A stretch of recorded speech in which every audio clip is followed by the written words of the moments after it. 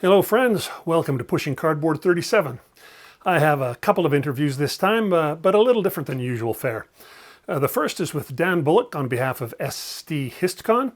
He's here to talk about the Summit Award and the new Bobby Nunez Award. And then I have an interview with Rob Bottos. Rob is the founder and manager of a wargaming convention in British Columbia that's been going for so long they now call it Bottoscon in his honor. He'll give us an inside look at creating and running a convention. And then, of course, I don't want to forget talking about games, so this episode I take a look at Arabian Struggle, a cool new three-hander from Catastrophe Games that covers roughly 1890 to 1930. And then, of course, news, new additions to the collection, and all the regular falderall you've come to expect. This episode of Pushing Cardboard is sponsored, as always, by Noble Knight Games. If there's a game you need, they've got it. In their recent free international shipping sale, I bought a whack of stuff I hadn't seen at my local store for ages. I encourage you to try them out. And if you do, of course, please use the link found in either the newsletter or on the website.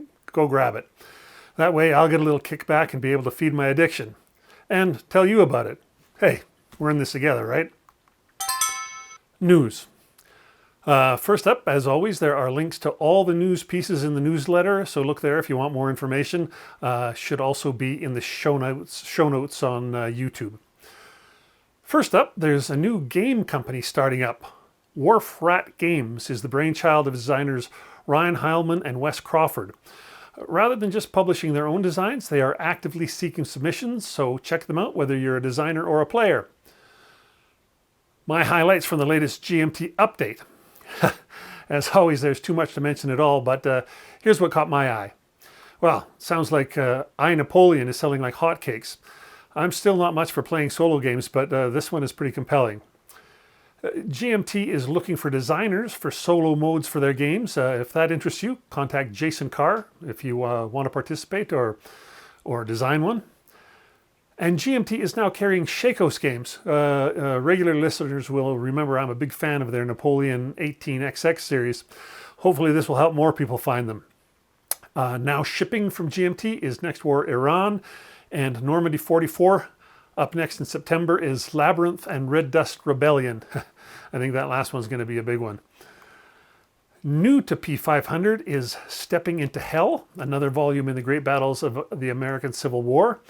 And as well, there are reprints of Downfall, Pendragon, and Vijayangara. Yeah, close. I'll get that one of these days. The reprint of the 5th edition of the Russian campaign has been removed from the P500. There's no real explanation why.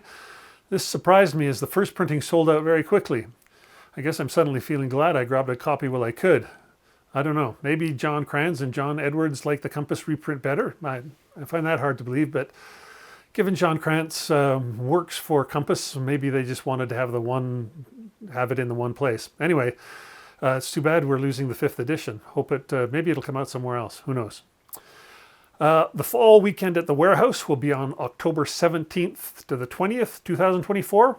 I'll be missing that one as I'll be at SD HistCon a few weeks later. Speaking of SD HistCon, they're now accepting nominations for the Summit Award. More on that later with Dan Bullock, of course, but just a reminder that there's a link in the newsletter and in the show notes about that. And then another new game announcement from Neva, Steel and Sea, Columbus's Voyages, a history area placement game that features more of Neva's signature art style. Revolution has released Steve Carey's latest Blind Swords game. Shiloh, first day, is exactly what it says. And yet I think even with just being the first day, it may be the largest game in the series so far. It's a 2-mapper to play the full game, but there's plenty of smaller scenarios. And I'm pretty sure I heard that Revolution has included some smaller maps so that you don't have to haul out the full thing when playing the smaller pieces. That's a great idea. I wish it happened more often with more games. I haven't seen it yet, but if all goes according to plan, I'll be teaching Grant from the Player's Aid Blind Swords using Shiloh at SD HistCon. That should be fun. Grant versus Grant playing a battle featuring Grant. I want to give a shout out to a review that I've done for the Pushing Cardboard website. Not everything makes it onto the podcast or the video channel right away. So if you want to look at the Soft Underbelly from Sergio Xavi and Dissimula, check out the website. Plenty of pictures in the review there as well. A lot of times I get press releases about sales or Kickstarters that begin and end before I get the next issue out. So they never make it into the podcast. But bucking this trend was Lock and Load. They emailed to say their summer sale is still on, and I think it actually lasts until the end of September. So you still got time to grab a deal. What's on the table? I've been playing Clash of Carriers from ATO Magazine number 58. There were a few initial hiccups with the Vassal module, but the module designer straightened those out quickly and we were on our way. This is the Battle of the Philippine Sea. I'm the Americans and Mike is the Japanese. We had a few rules questions in the early going, but now we're making pretty good progress. Like all World War II Pacific games, the challenge for the designer here is hidden information. This designer's decision is to have counters for all the different task forces, but the contents of the task forces remain hidden until successfully attacked. Of course, those task force counters are on the map, so not hidden at all. Instead, you have to search the hex where the enemy task force is. You may find nothing. You may find the exact contents of the task force, or you may find an incorrect listing of the ships. Depending on the role, the owner can sometimes increase or decrease the number of each ship type found by 1 or 2. If you do successfully search, you can then launch an attack. The defender may have combat air patrol up defending the task force. So whatever of your force makes it through that, then has to face the anti-aircraft from the target, and the ships around the target, and then finally, if you got anything left, deliver your ordnance onto your target. I have to say that part has all been great fun. He found my task force with the Hornet in it and a few capital ships, and he's just been pounding me.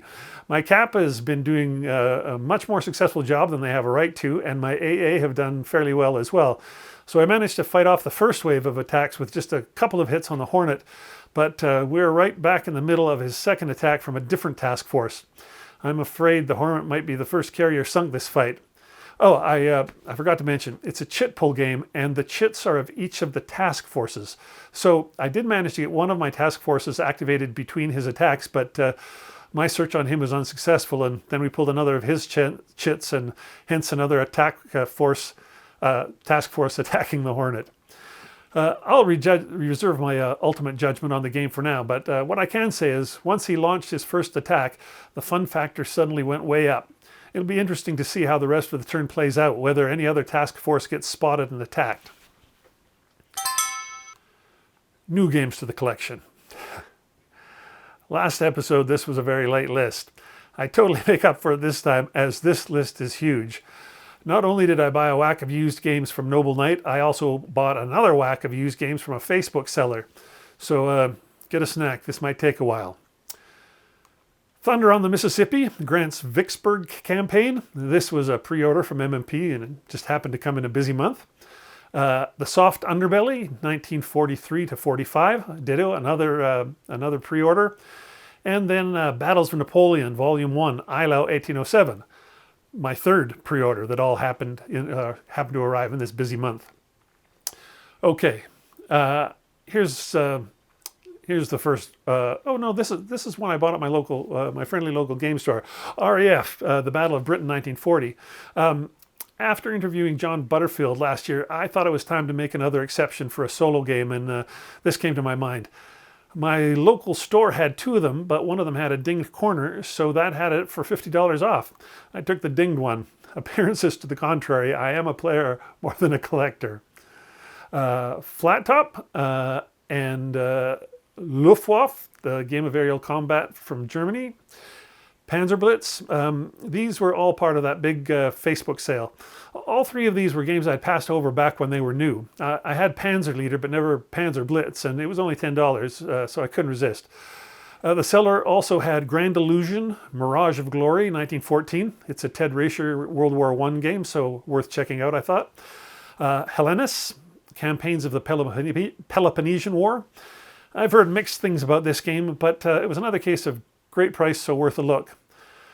And then after that whack of used games, ATO Magazine was having a sale, so I picked up 4 titles from them. Blind Faith, The Hussite Wars, 1419 to 1434. A Crowning Glory, Austerlitz, 1805. Right Fierce and Terrible, Sluys, 1340. And Almost a Miracle, The Revolutionary War in the North. I've had good luck with ATO games in the past few years, so I decided to dive into their back catalog a bit. I'll report back on which ones I like. The next two were new, but secondhand in a local sale. Red Winter, the Soviet attack at Toljärvi, Finland. The new edition of this has been on the GMT P500 list for a few years, so I finally gave up and bought the original secondhand from someone else. It was still in shrink, so I got it for a good price, but that probably means that it'll suddenly be launched on the P500. And then the other one was the Supreme Commander World War II. Another case of a game for a good price, worth a look. I'd always been interested in this game. Stalingrad Roads, Battle on the Edge of the Abyss. This is a new game from Nuts Publishing. They sent me a review copy, and I'll have an overview or a playthrough or something posted about it soon.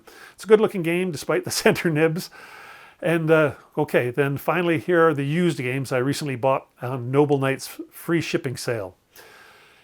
1750, Britain versus France.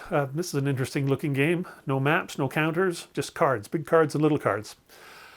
Albuera, 1811. This is from White Dog Games. I think it might be my first title from them, so I wanted to check their stuff out.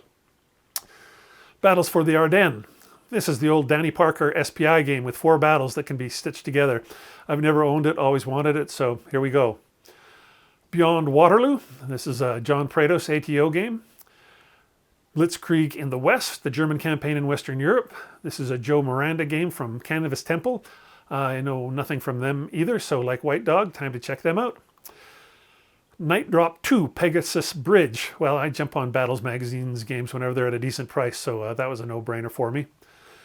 Panzer Command, The Gateway to Stalingrad. This is an Eric Lee Smith game published by Victory Games. That's a winning combination in my mind, so another no-brainer for me. Prairie Aflame. I can be a sucker for games set in Canada, and this is set in Western Canada, where I live. Winter Thunder, The Battle of the Bulge. This is a Brian Train design. I think he may have used some of the Winter Thunder mechanics later in his Schelt game from Hollandspiel, which I like, so I wanted to try this as well. So, anyway, that's everything. I have a lot to explore. Okay, it's time to hear my conversation with Dan Bullock about the Summit Awards. Dan is a game designer, but he's also a podcaster. I recommend his podcast, Game Design Deep Dive, where he interviews even more designers than I do, and often about the specifics of game design.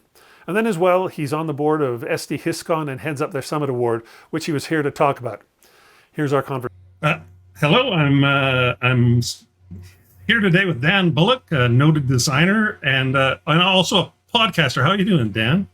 Very good. Thanks for having me. Yeah, how did it feel to be on the receiving end of the questions for a change? I'm pretty good at flipping it. I've got practice turning the tables when needed. Yeah, I had the same experience the first time I interviewed Harold Buchanan. All of a sudden, I felt like I was the guest, and we were only like 5 minutes in.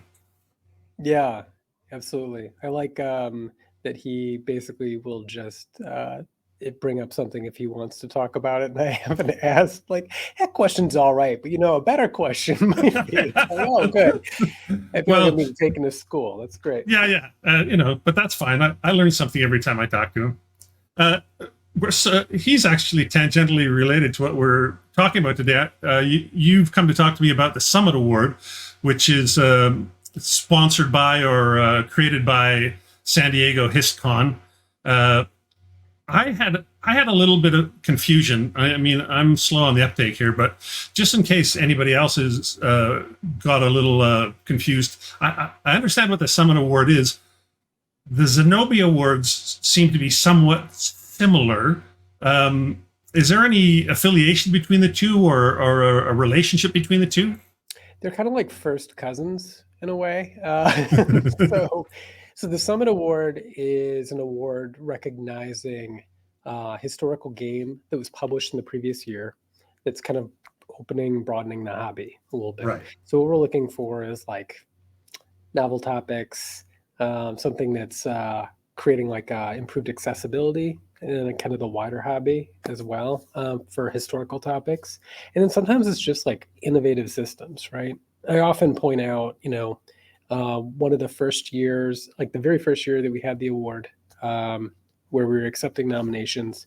Red Flag Over Paris was our award winner, but that was like a great example of a game on a novel topic that also is very accessible. Like the Right, right. system was not very cumbersome from a rules or complexity standpoint. But another nominated game from that year was Atlantic Chase, which is, I think, a fairly complex game, but not overly complex, but No, also yeah, yeah. a brilliantly innovative game, like Yeah, wonderfully innovative game on a topic we've seen before. So I think that that's kind of an interesting set of criteria when we're talking about an award, because you can see how it can lean into one of those things or another thing, but it's very unlikely that one game's going to hit absolutely everything. So it makes like for a pretty rich conversation about that game. well, it's also only one can win, but it always feels to me that in any kind of awards, from the Oscars to the Grammys, or whatever your local awards, whatever you have, the you get to see the nominees, and that's where you go. That's where you can see all the different ways that the nominees split in or slot into your category. Absolutely. I think, personally, like for the kind of games that a lot of folks make in kind of the growing kind of realm of historical games that aren't necessarily kinetic war games, I think we're finding that my experience has been that it's not a super competitive bunch in general, because we sort of understand that there's like a niche, and we're making a game on this topic because the game doesn't exist. And if you were super competitive about it, if you thought that you had the next Magic the Gathering on your hands, or the next Root or something, you'd be kind of diluting yourself anyway. But I think in general, like there's this more kind of supportive atmosphere, and I actually think like wargaming is generally like that too. It's kind of funny, like how many designers are kind of working in very similar historical spaces in terms of the topics covered and things like that. But I just don't really think that there's like an ongoing like fatwa between David Thompson and like other guys who are designing games about World War II or topics or anything like that. Well, I notice, well, like we both interview a lot of designers, and I've always noticed that, especially with the designers that I think of that are at the very top of their craft, there's absolutely no competition. They're completely interested in each other's designs, because they might find a mechanic or something that will open up something in their own design, and there's no feeling of, oh, they stole that from me, or Yeah. it is a very open thing. We think, because there's so many games coming out every year, we think we're bigger than we are, but we're still just a tiny niche in the overall board gaming hobby. Absolutely. I mean, and I think to your point, in general, like if you're at all clever, you probably don't have to worry about other people, kind of stealing your thunder. Like like I think I'm probably a little bit more protective of a topic when I haven't got the prototype done yet. If I'm like still doing the research stage, I usually don't like talking about a project until it's kind of like either very close or I'm already kind of testing it. But that has more to do with my motivation to like do it. I think that if someone tells me that they're writing a book, but they just keep talking about the book, my assumption is they're kind of stymieing their own effort to write it. But if they just have that like just below the surface and they can't share it unless they write it, I feel like they're going to be pushed to like finish that. So Yeah, I've noticed that. I've noticed that with writers that I know, that often they won't talk about a project until at least they've got started on it, because otherwise, as you said, that they feel like they're just talking about it and they're not doing anything. So a lot of them are really smart about like censoring themselves that way, in order yeah, to, if they get started on it, then they feel like they can talk about it. absolutely. Well, So I think that's kind yeah, of like where the Summit Award is yeah, versus yeah, yeah. the Zenobia Award is really about trying to improve diversity within the community of designers of Right, historical right. games, right? And so that's more a kind of mentorship program and opportunity where they are partnering kind of established designers, published designers with first-time designers, in some cases actually people who've designed a game before, but maybe not a historical game, and partnering those two groups together to help them create a specific historical design. Right. There's all that mentorship, and then it goes on for about a year, and then at the end of the year, somebody gets an award for it. But the real thing with the Zenobias is that mentorship with getting the help from an established designer when you're just trying your first go at a historical game. Yeah, I mean, I think that mentorship opportunity just kicks ass. That's fantastic. That's what it's all about. And I think that for many of us who didn't have an opportunity like that when we were starting out in design, we've all cobbled together some weird version of it, like in our own way. I mean, Grant, I don't know about you. I started a podcast basically that was like sort of the the low rent version. Was like, oh, I have an idea. I'm gonna talk to Volko for an hour, and it'll be an interview, but I'm gonna just be like, yeah, no, learning. I was the same way. I thought that too many, like a bunch of my favorite wargaming podcasts, or historical gaming podcasts, they'd gone off the air. Like people burn out and they don't do it, and it felt like, oh, there's less and less to listen to. So I wrote to Mark Johnson from War Games to Go, and I said, hey, your sound quality is already really good on your podcast. I'm thinking of starting one. Got any tips? He gave me a couple of things, and away I went. And that was the limit of my mentorship. I mean, sometimes it's just all on the job training, right? Like you're basically just going to find out. In my actual career life, I think when I took my current position, it was a 2-page Word document that was the sum of my training for my job. It was waiting for me at my desk on my first day. And it's like, all right, well, I guess this is how we do it. But yeah, so no, I think that's a really cool opportunity with Zenobia. But the summit is very different. Like Summit is about recognizing kind of published work. A game as opposed to a designer. I mean, obviously a designer designs the game, but you're looking at the output out like somebody's game, whether it's a novel topic or a novel approach or whatever. So you're the chair of the Summit Award. Is that? Yes. Yeah. Does that put you out of the running? Because when I think of what the Summit Awards are all about, and I think of your games like the 1979 on Iran or There Will Be Blood game, I go, well, these are like perfect games for what would fit the Summit Awards criteria, I think, right? Generally speaking, I would rather give out awards than get them, but that's just, I mean, that's a very Midwestern vibe. And I can't say that everybody in the Midwest feels that way, but I think a lot of us do. I definitely feel like the opportunity to kind of recognize other folks in the hobby and the work they're doing, especially when it's a designer who's working on their first or second game on kind of this kind of eye-opening topic or like some novel take on an established one.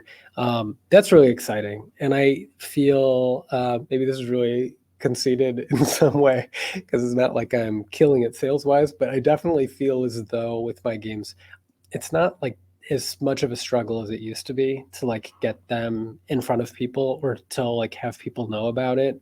They kind of know that like if I'm working on some weird little project, like they're gonna find out about it eventually. Right.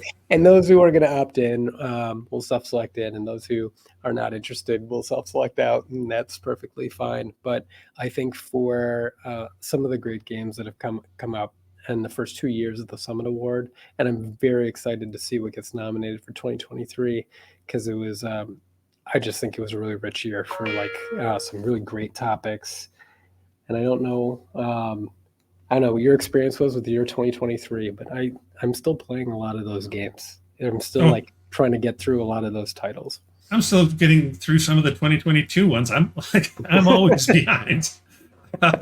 Well, in terms of this is the third year of the summit, right? And the first winner was Red Flags Over Paris, Fred Serval's game, and Yes. then and so that was one that was an under games topic, really.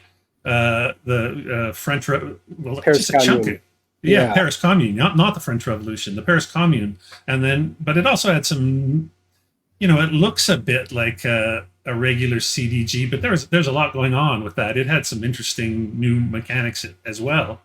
Yeah, it kind of used a little bit of the template laid out by Mark Herman's Fort Sumter, but it did add its own signature fingerprint to that Yeah, yeah. design. And again, I think that was like a very accessible title for like a lot wider audience, in part because I think the rule book is very manageable. In fact, when I was writing with Joe Schmidt, the rule book for In the Shadows, which we just put the finishing touches on for GMT, we used on our initial pass the Red Flag Over Paris rulebook as kind of like our template for how we were going to lay that out. So it's very helpful to like kind of have stuff like that in the hobby where it's like the good rulebook examples, the good Yeah, clean development examples, things like that. I was talking to Volko Runke. He's got the new game coming out called Coast Watchers, Mhm. and he was unhappy in some ways with his Levy and Campaign rulebooks. So he took Jerry White's Atlantic Chase rulebook and said, "I'm going to use this as my new template and see if I can." It's like if you see somebody doing something well in a way you like, jump on, Yeah. right? Yeah, absolutely. As a musician, like there's some people who will speak ill of the notion that someone would have their hand in the pocket of the person in front of them. But as long as you understand that everyone's got their hand in the pocket of the person in front of them, then the only lesson really to be learned is don't come with empty pockets. Yeah, there's no new notes. There's Right, no new exactly. chords.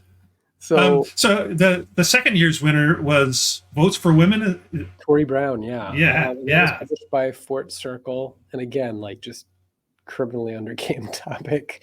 Totally. Yeah, it's kind of wild that there was like no game that I could really conceive of, within like kind of modern board gaming about the women's suffrage, and then the vote and Votes for Women came out, I think, like about a year apart, maybe tops. It's just Right. The other one is Amabel's. yeah, Amabel Holland's game. Yeah.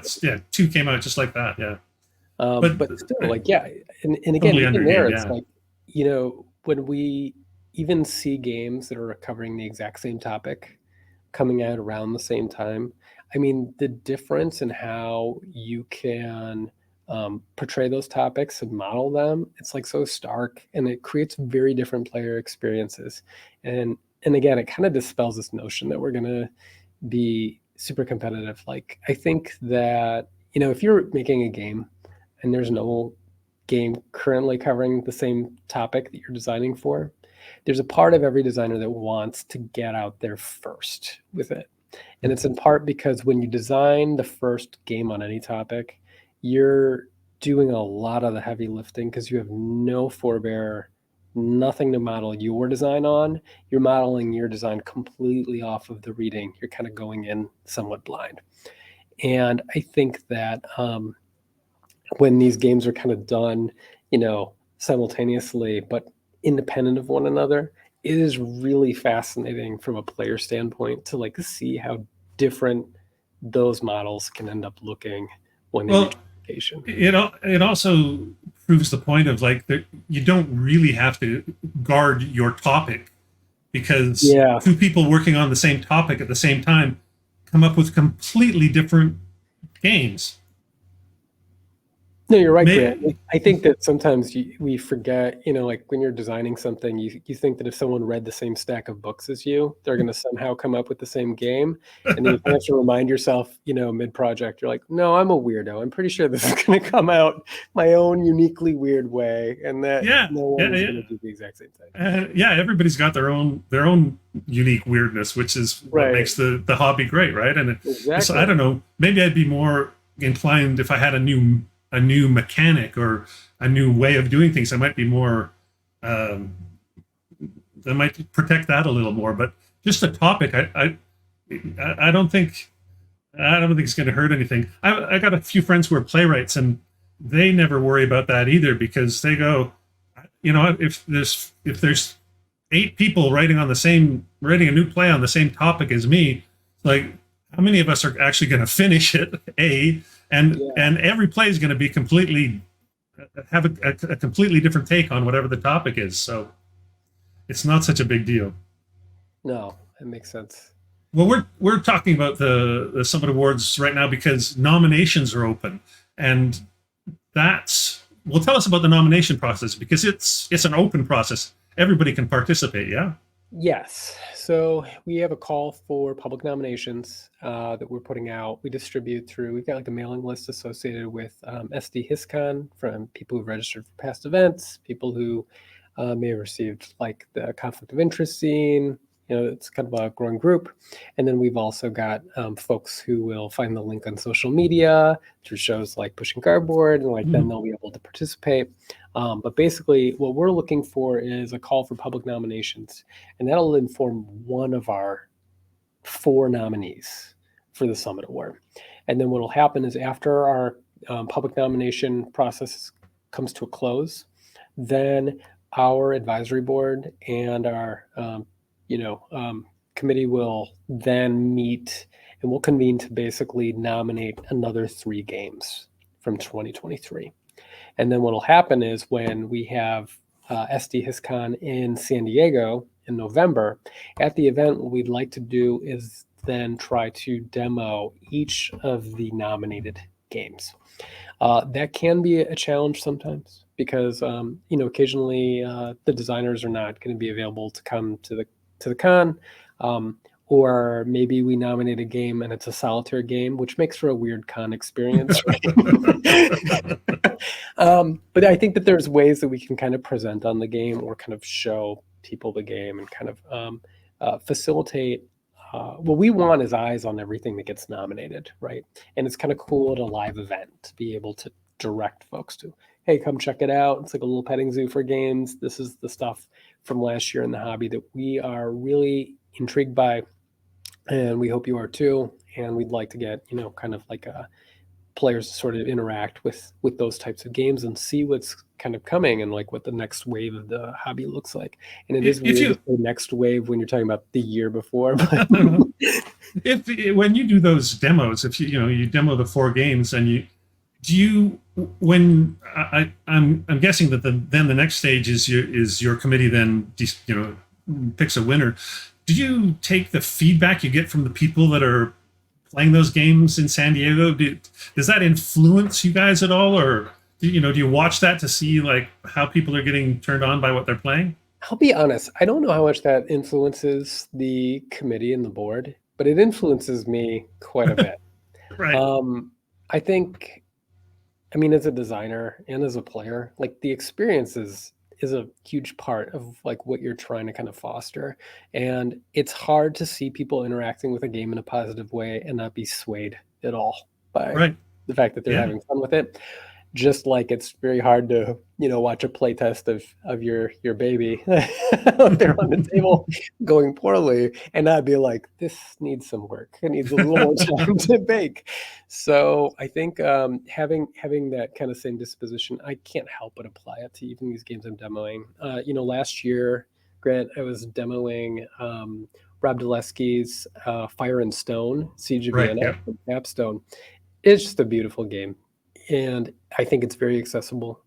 And I love that we're trying to trick people who buy Capstone games into playing something with hexes on the map. It takes a lot, but we were able to get them to do it, And I just thought it was interesting how good those individual demos were. Like, I'm watching 2 people playing the game and I teach it, and they were really pretty riveted with kind of like where that kind of the overall narrative arc of that game went. And I thought, as I'm teaching it, kind of for a game that has asymmetry and like different rules, just like there were a lot of really clever touches and things like that. And at that moment, to your point, I was like appreciating little things about Rob's design that, while I noticed them when I played it, like amongst friends, when you're teaching the game to 2 new players, you appreciate then the ease of the teach and like like what they're getting out of the design that moment, like that they're playing something for the first time.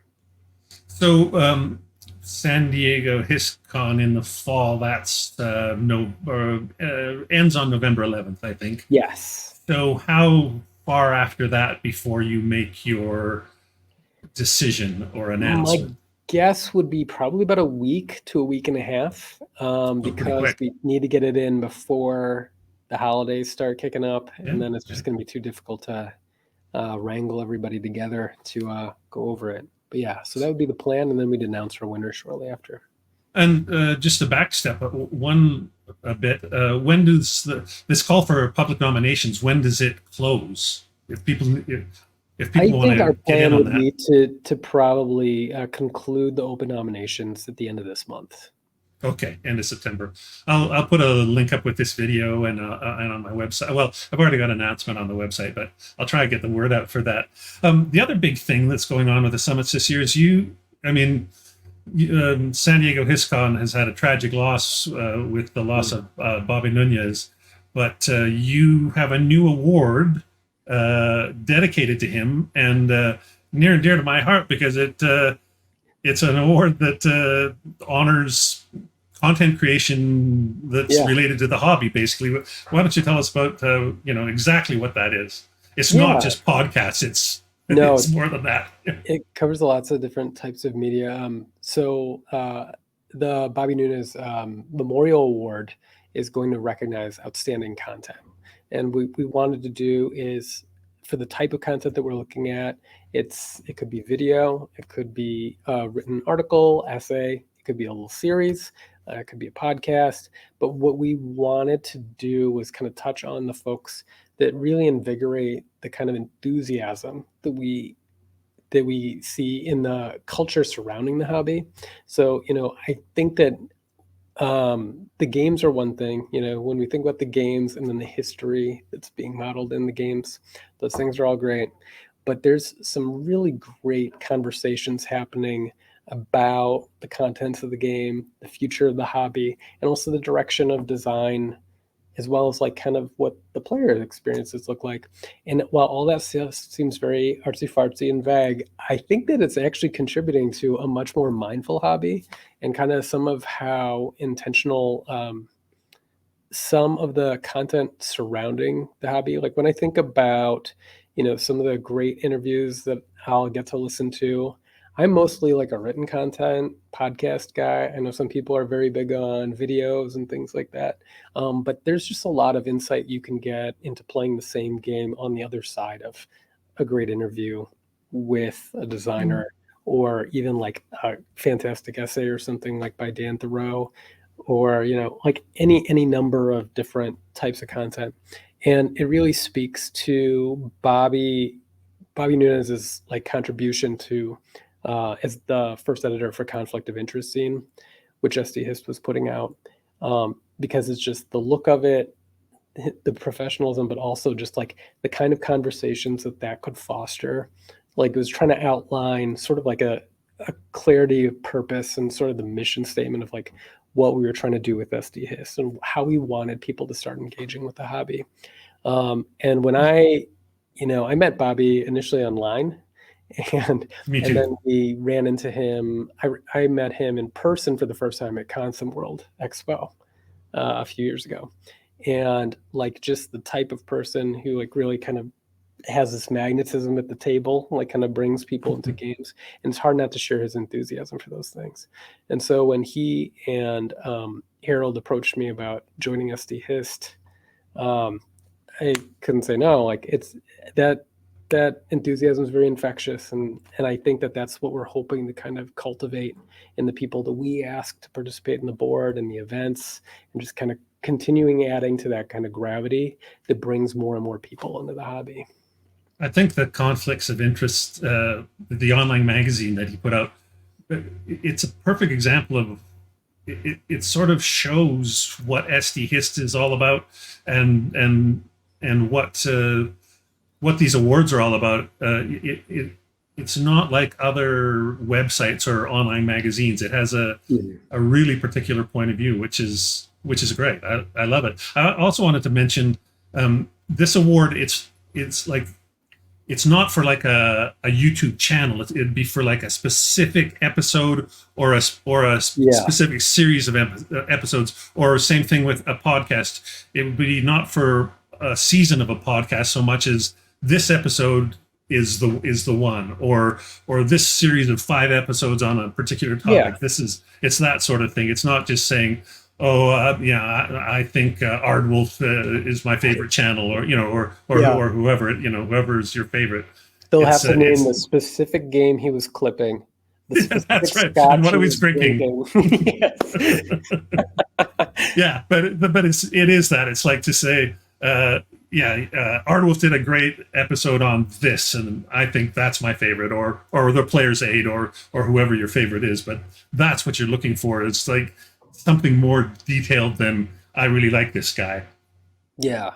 No, and that can make it a little bit tough to single out sometimes, because there's a lot of people who they just have a really great body of work. There's other Yeah. people who it seems, there's like certain types of content like where it seems like a backhand compliment to just say it's about the overall volume that they have, or like how they keep up with these things. But anybody who actually creates content knows that's a lot of Work. lot of work, and Yeah, to be able to keep up with that. So when I see some of the stuff that, like, whether it's like Player's Aid, Zilla Blitz, like just the churn, the content. Yeah. Like, I mean, personally, I do like a podcast season that's like 7 to 8 episodes a season, depending on how much I can stand. And I cannot imagine having to keep up with any more than that, because I like being able to put it down and then come back when my enthusiasm is reinvigorated. Well, we're both podcasters. I do videos on the side, but podcasting is my main thing, like you. And I do 12, 13 episodes a year, so not much more than your ballpark. But there's something about YouTube, about the whole vibe there, that just seems to encourage people to go more. It's like this endless maw. Like it's not the hobby telling those guys that they need to do it, but there's something about YouTube itself. And if you watch any videos on how to be a good YouTuber, they're just going to encourage you to do more, shorter, faster, quicker, louder. Mhm. It's just like a more is the thing. And I think in our niche hobby, it's okay to slow down and go, like, I'm going to be a niche video guy.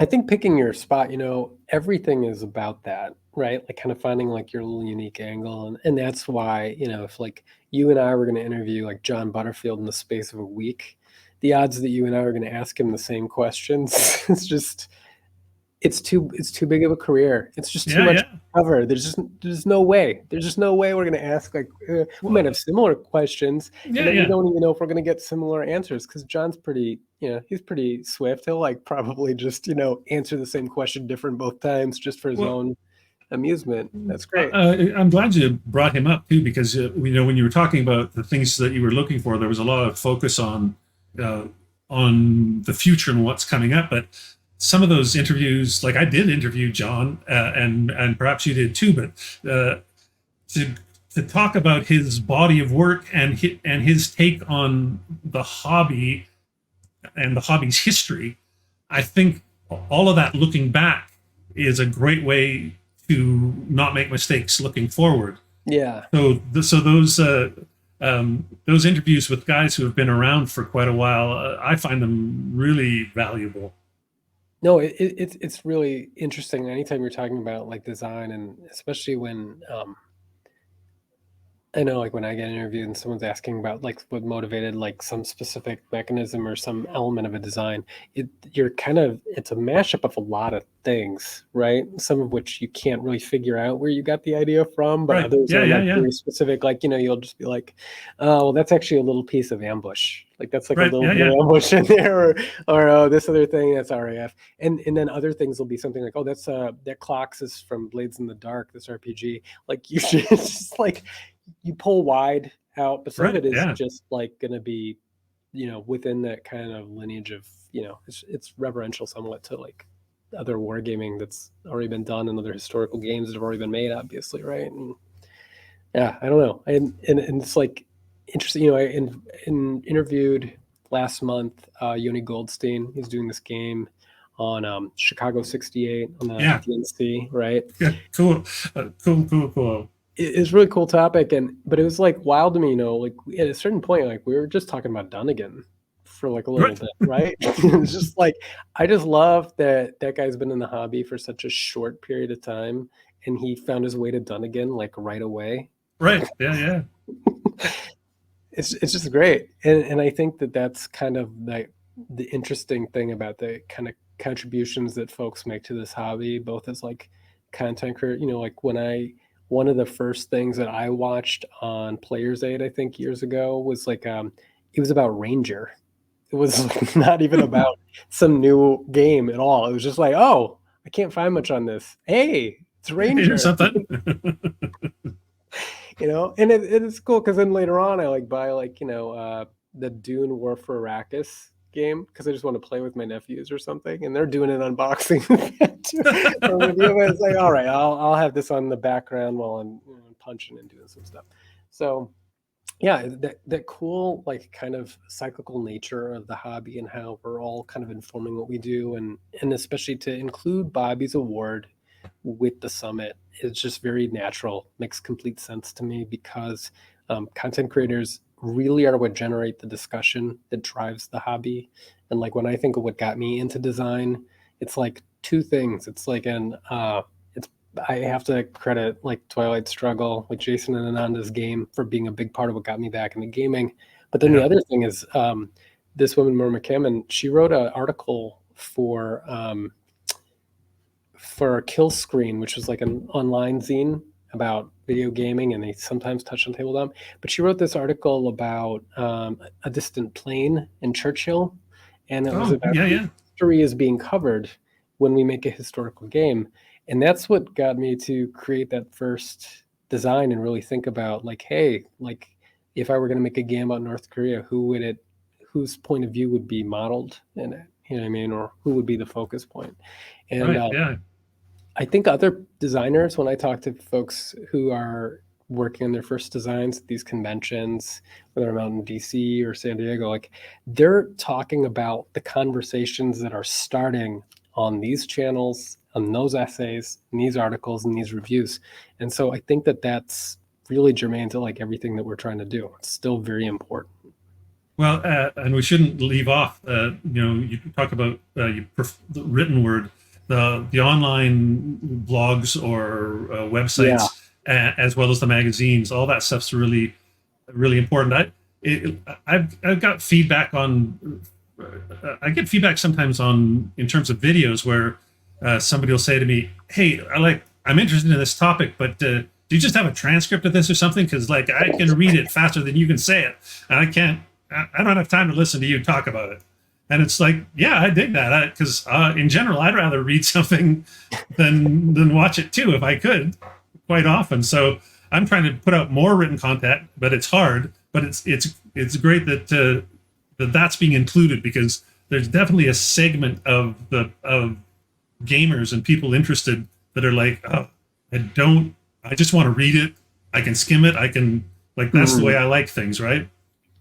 I mean, that's why like recognizing all these different types of content, it's like so important because I think that there's it's not all generational. Like people are just they have a preferred way they like to listen to things. Like I like podcasts in part because like I always assume that people are sort of not listening to it, so maybe by osmosis they'll get a little bit of the interview, and I think that's okay. I totally understand that because I like having that stuff on, you know, while I'm working and doing things like that. Yeah, I listen to podcasts constantly when I drive. That's just like, I can't sit and listen to a podcast.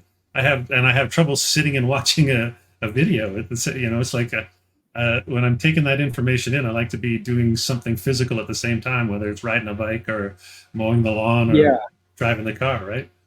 No, absolutely. But it's funny when you say it's generational because I also like some of the really older generation, like guys in their 70s, I find a lot of those guys, it's like video only. Even if it's a podcast, they want it on video because for a lot of folks, like the internet is Facebook and YouTube, and that's what it is.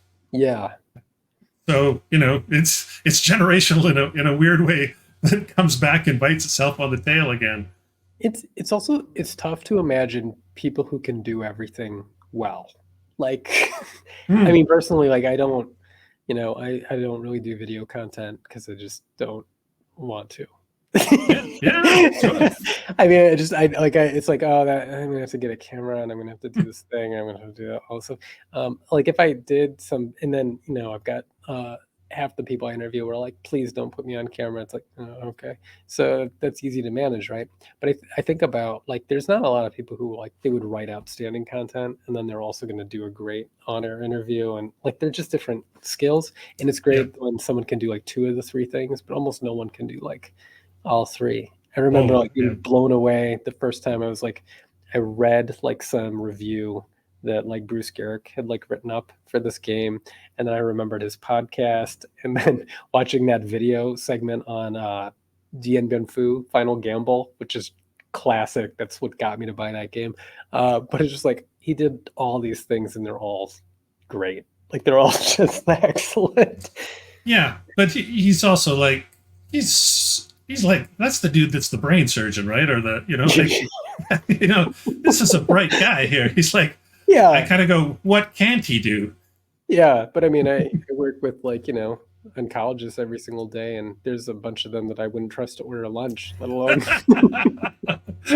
very true. Very true. So it still comes back. So speaking of that video series on Dien Bien Phu is like, if that was made this year, it would be a shoo-in for this award. That series was like one of the best video series ever made, or best videos ever made. It would get my award, whatever that would be. But yeah. Well, I mean, it was just so like he just took that battle, broke it down, and talked about other game like he just tore the whole thing apart and gave you compelling reasons why this was Kim Kanger's game is the one you should play on the topic. And here's why. Yeah.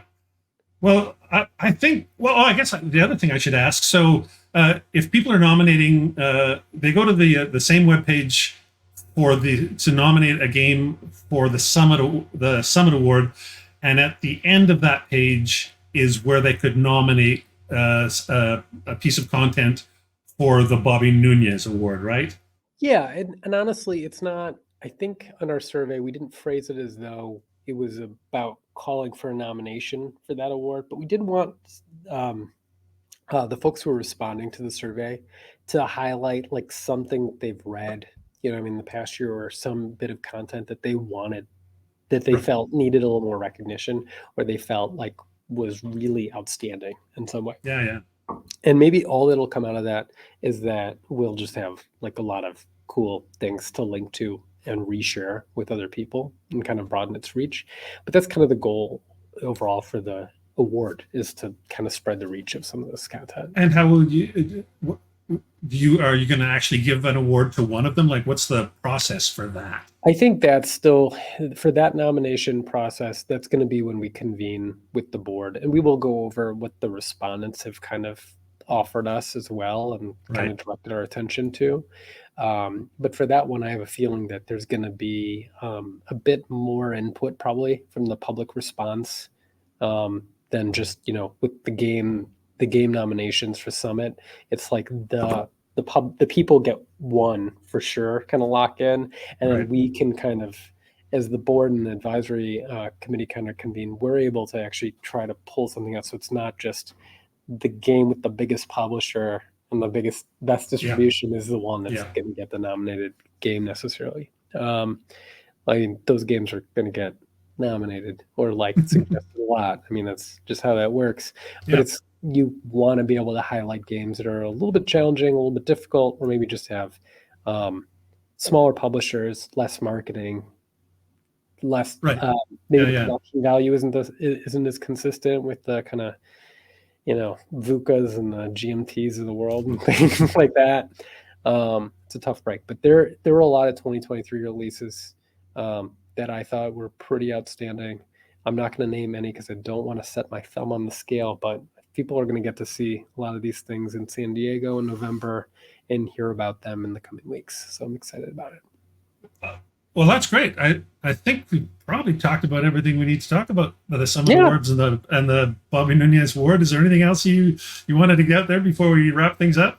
I don't think so. I just wanted to put that public call out, and hopefully we'll get a lot of folks who are interested in sharing their opinions with us. I mean, it's the internet. I generally think that people are just waiting to share their opinion with someone. Yeah.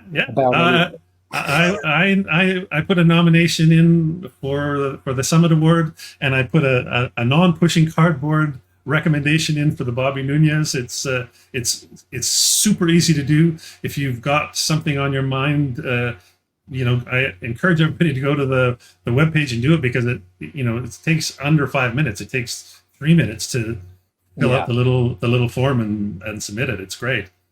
It's a very short survey. Yeah. Well, thanks, Dan.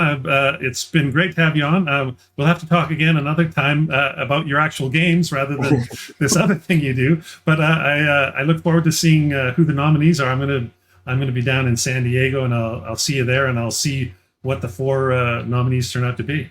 Yeah, we'll have a lot of stuff to check out down there, I'm sure of it. But thank you so much for having me. Oh, no problem. Thanks very much. All right. Now that you've heard more about it, check your newsletter or the show notes for a link, and you can nominate a game for the Summit Award and suggest an episode or a series or an essay for the new Bobby Nunez Award. Make yourself heard. Before we get to the next interview, let's break things up by looking at a game. Arabian Struggle. Catastrophe Games is a fairly young publisher that I didn't know much about, other than that their game Judean Hammer was supposed to be terrific. So when they sent me a pre-production copy of their new game to look at, I was intrigued. Even more so, given it apparently shares a few mechanics with the much-loved Judean Hammer. Arabian Struggle depicts the politicking, fighting, and backstabbing that is sometimes referred to as the Arabian Civil War.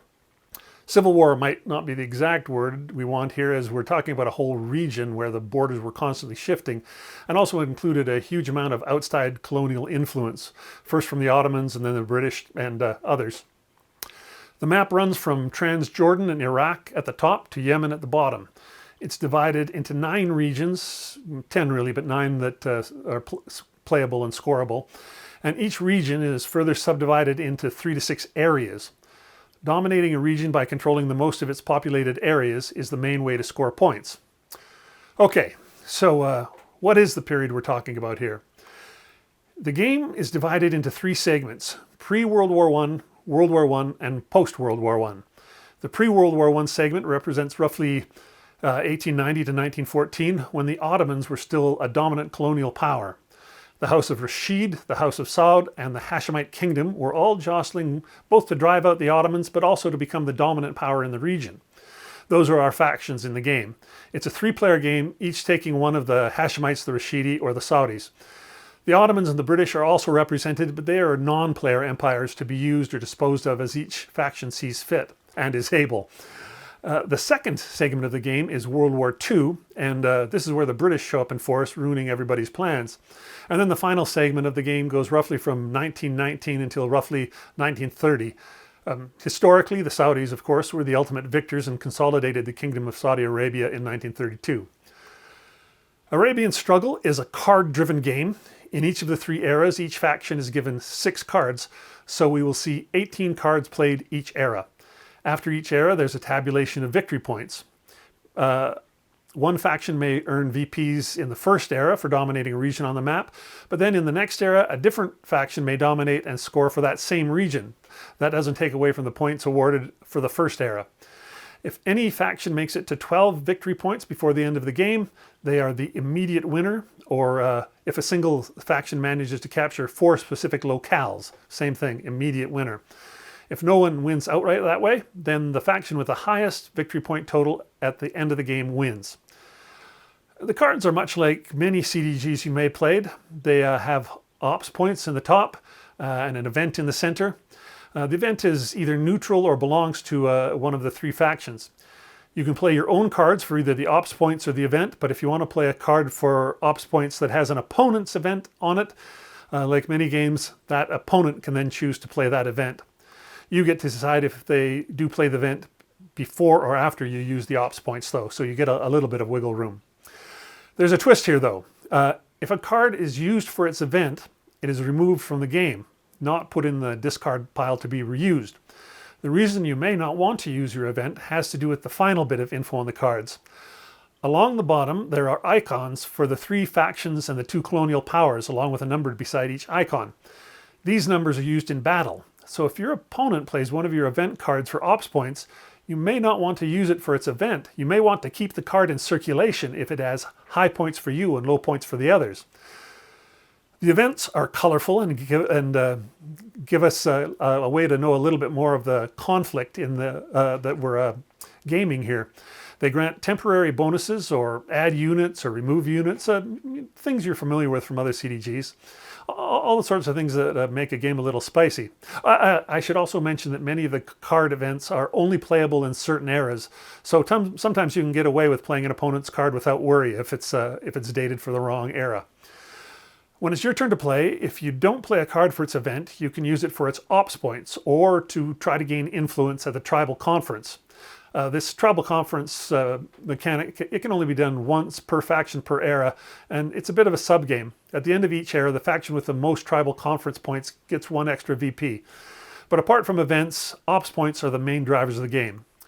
You can use your ops points in 3 ways. Recruitment, you get as many new units as the strength of the card, ranging 1 to 3. Movement, you can move as many of your units as the ops points number plus 1, so the range here then is 2 to 4. Anywhere that you end up in the same area as another faction, you must stop moving and combat will be resolved when your moves are done. And then finally, your third option is attacking an empire piece. While factions cannot occupy the same space as each other without initiating combat, factions can coexist in an area with empire pieces. However, this means you don't control the space, the colonial power does. So using your ops points this way allows you to attack in spaces that you share with an empire piece. If you're successful, you'll control that space and the empire piece will have been removed from the game. Combat is super simple, whether it's between factions or against an empire. You total up the number of units you have in the area, you add in any bonuses you may have had from events that have been played earlier. Your opponent does the same, and then you flip a card from the deck, and each player adds the number from the bottom of that card that's next to their faction icon. And you add that total to the points you added up earlier. Highest total is the winner. In an unusual twist, ties go to the attacker in this game. The loser will lose 1 piece and maybe more. If they have any left, they will have to retreat. The winner has a 1/3 chance of losing a single piece. Not a big deal unless you're attacking with a single unit. The other big thing about combat is if you manage to completely wipe out your opponent and still have at least 1 of your units left, it's a major victory and you score 1 victory point immediately. A single VP is worthwhile in this game where 12 VPs will win it. One other thing to note about combat. The faction's battle numbers on the bottom of the cards range from 0 to 3, but the Empire icon numbers range 1 to 4. So don't come for the Empire unless you've got some extra units. They've got a bit of an advantage for sure. At the end of an era, after each player has played their 6 cards, there are a couple more things before moving on. First, each area has to be checked for overpopulation. There's a number in each area between 1 and 3 showing how many units the area can support. Any excess of this number are removed, and it happens. Not all the areas in a region are populated, so not all score points. But some of the areas that are populated only support a single unit, so you may have to move in with 2 or 3 units to fight whoever's there, and you may not have cards left to move your extra units out after the combat is over if you have extras left. And then there's the nomads. At the beginning of the game, 5 counters representing nomads are placed in various areas around the board. After the overpopulation purge, we draw a card and look at those icon numbers again. Each faction can move as many nomads as their number. This is important for 2 reasons. First, whenever a nomad is moved into a new area, the player with units in that area rolls a die, and there's a small chance that they might lose a unit. But more importantly, the nomads affect scoring as well. After the nomad movement each area, we're finally ready to score. Whoever has the most points in the tribal conference box gets a VP, and if there's a tie for that lead, no one gets a point. But then finally we get to the big count. You're going to receive 1 VP for each region that you dominate. To dominate a region, you add up all the population areas which each faction controls, as well as adding in an extra point when there's a nomad counter in any of those controlled areas. Whoever counts the most in each region scores a VP for that region. If it's a tie, no VP is awarded. So that means there's 9 region VPs possible at the end of each era. Crucially, in any area where there are Empire units, no faction can control that area even if they outnumber the Empire units. You tally up the VPs, adjust the VP track, shuffle the discards other than the played events, and away we go again. Repeat through the 3 eras, and that's a game. The publisher says it can be played in an hour, and that's probably true once you're familiar with it. I think 90 minutes is more likely. As a CDG, I found this to be a bit of fresh air. It's probably because of the player count. 3 just puts things on edge a bit. It's always 2 versus 1 on some level, even if the 1 changes many times. The rules are clear and easy, and yet I always felt like I had a myriad of choices, at least until the end of the game where you're counting points and desperately trying to figure out a path to win. And it's always exciting to be introduced to some history you know little about. For myself, I knew about the House of Saud, obviously, but I'd never heard of the Rashidi. And I thought the Hashemites were from some earlier period altogether, so I was a bit clueless. I don't mind saying it. Getting to know some history through a game almost always inspires me to read more about it, so look for that in a book review coming up. That said, that means I clearly have no idea how historical this is. Compromises were surely made in boiling down the design. There must have been more than just 3 factions in the fray. I assume the ones we have are just the largest 3. As well, I'm sure that along with the Ottomans and the British, the French were also around and probably other colonial powers as well. But design compromises aside, it certainly feels like 3 factions fighting for control of a map.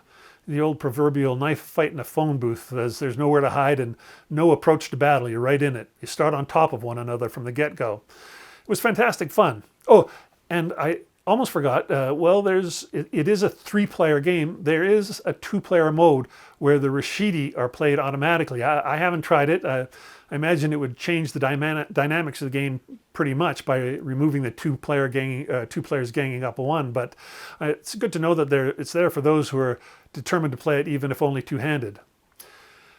There was a Kickstarter campaign to do a full-scale production run of this game. I'm not sure how many copies Catastrophe was aiming for, but they recently canceled the campaign and announced that they're going to be selling it through their website using the Blue Panther print-on-demand service instead. It's a shame they didn't get the support they needed for the full run. It's a game that deserves a wider audience. But of course, the good news is the whole project wasn't scrapped. You can still get the game. I suggest you do so. Okay, today's second interview is with Rob Bottos, creator and head of British Columbia's largest wargame convention. It's been going so long they got rid of the original name and now it's simply known as Bottoscon. I thought it might be interesting to hear from someone who has done the grunt work of not only creating a convention, but also maintaining it for close to 2 decades. As you'll hear, Rob is an enthusiastic and passionate ambassador for our hobby. Here's our chat. Hello, welcome. Today I have the pleasure of speaking with Rob Bottos. Hello, Rob. How are you? Good, Grant. Yourself? Pleasure to be here. I'm great. Rob, we're talking today because your annual wargaming gaming tournament is coming up, Bottoscon. You're the founder, the creator, the organizer. You're pretty much everything for this tournament, I would guess. I am, given the convention bears my last name, but I will tell you, I'm not so shameless to have named it after myself. I had a very lame-ass name in 2007 called Canadian Content. And one of my friends says, Rob, that name sucks.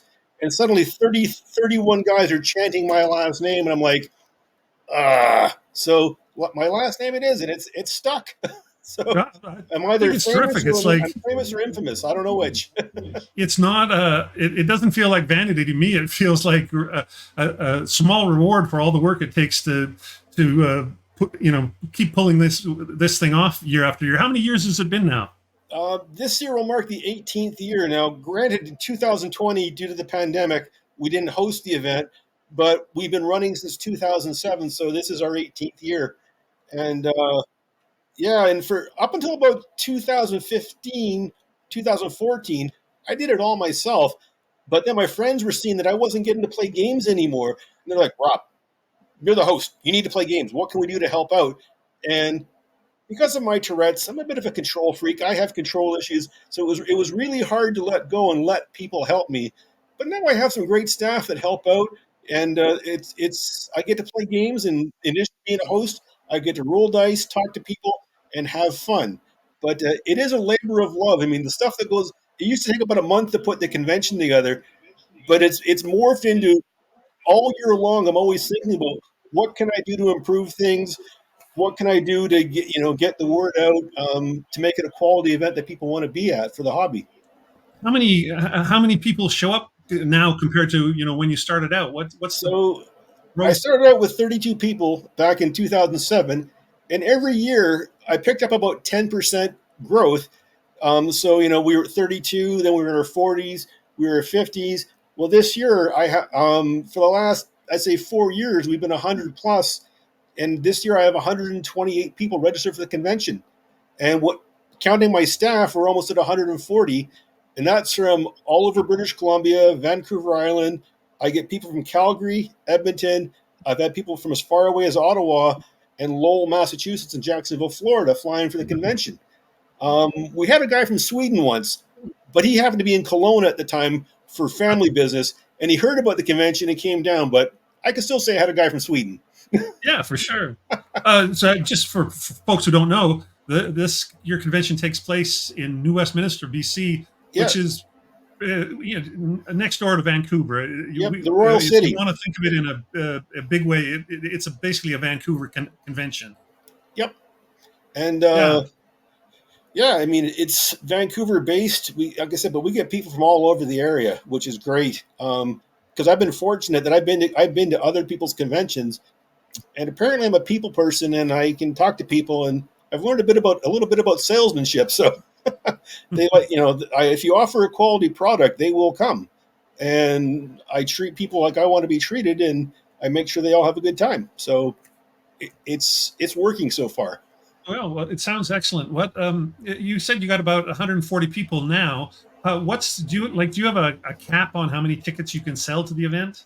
Yeah, I have a soft cap of 125, and then it basically depends on what kind of games are organized because not everyone shows up for all. And we used to be 3 days. Well, now we're a 4-day event because the demand after several years, people are like we want to come there longer because for some of the guys, this is their 4 days away from their family. This is their gamers retreat, so they want to Right. maximize their fun.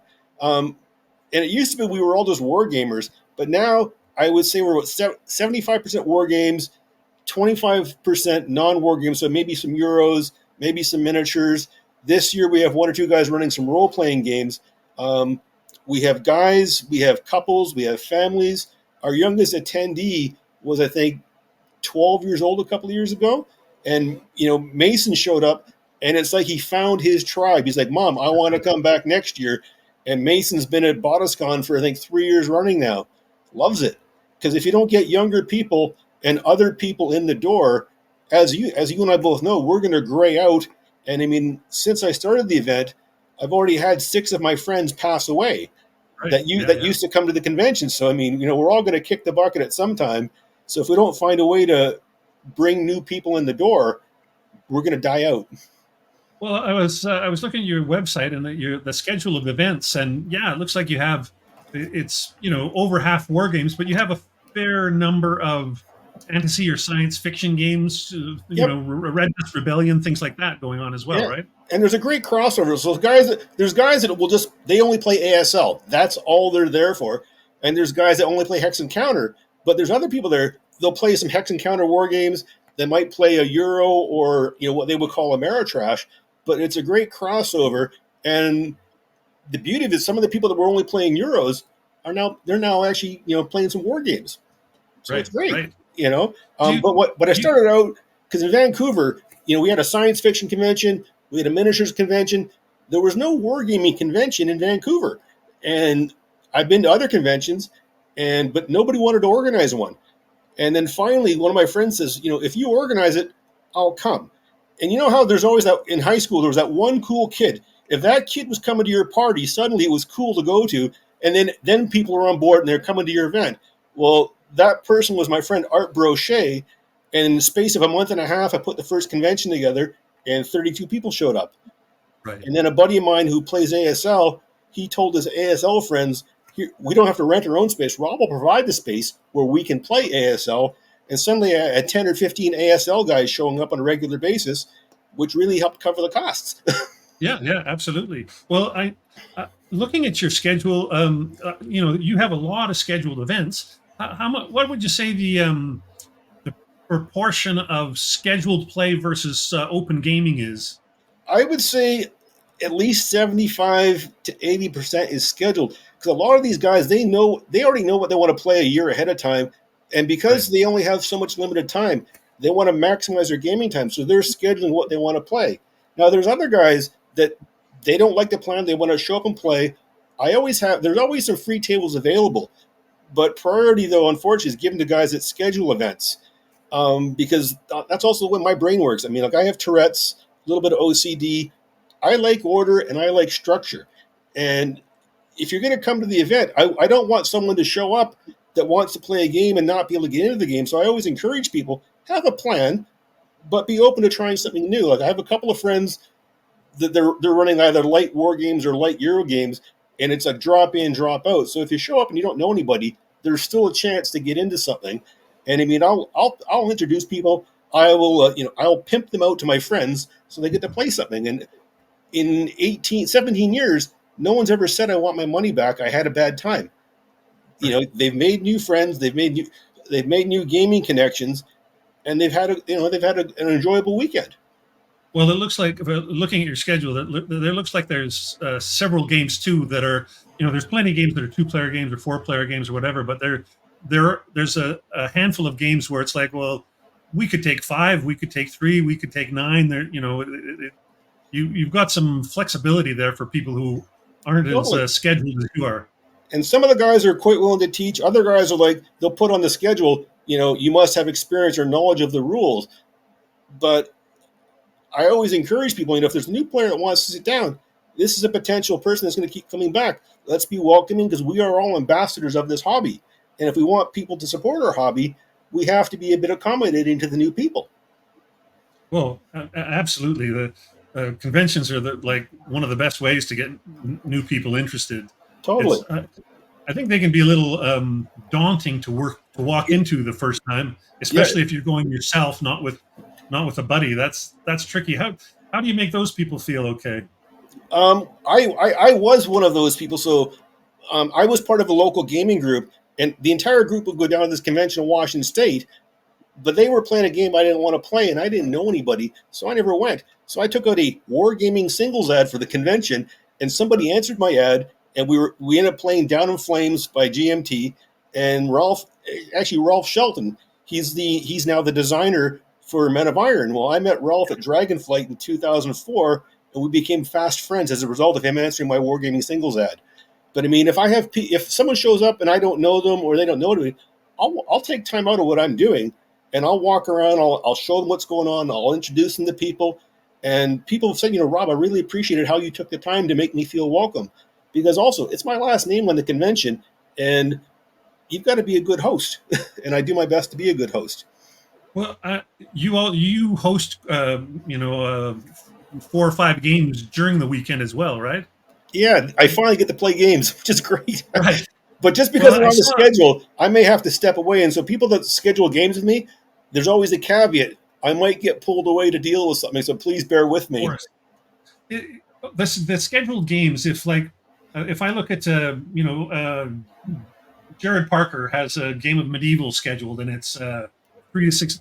That'll just be a single game of that. Or if somebody's got a game on there that's just a 2-player game, that's just one table of 2 guys playing it or 2 people playing it. Yeah. But some of the guys are welcome. People are welcome to sit down and watch. The caveat, I always tell people though, don't touch what's on the table, because some people, as you know, us war gamers, some of us have kind of quirky personalities, and some people are a little bit touchy. But I've managed to deal with all of that, and never really had an issue with people, so it's great. Well, I saw on your personal schedule that you're going to play Night Drop or Night Drop 2. Is that from Battles Magazine? Is that exactly? And of course, see, I've been to St. Mary Glees. I've been to Utah Beach. I've been to those areas, and to be able to play a board game on the places I visited, it helps bring it makes the history more real.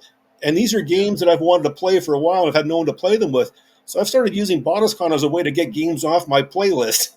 I'll schedule them for that convention. That way, I know it's played, and yeah, it just I used to game all the time, but unfortunately, as you get older, life gets in the way. Other friends they have different interests, so it's more difficult to play some of the games I want to play. But I get to play them at Botoscon because oh wait, it's my Right. convention. Yeah, I when I go to conventions, I'm always trying to place. More than half of what I play at a convention is new stuff or stuff that I haven't, that I've always wanted to play. Play a couple of things that I know, but mostly it's like let's try something I haven't managed to wrangle somebody into playing. But Well, I'm jealous that you're getting to play Night Drop because a Battles magazine. I just miss that magazine so much. I love that magazine, and they're out I of wish it print. had gone away. What bugged me was they were supposed to do that. They were scheduled to do the 101st Airborne, and they were going to re-release the 101st and 82nd Airborne as one package. Well, it's not going to happen. So unless Yeah. I design a map myself to do it, it's not happening.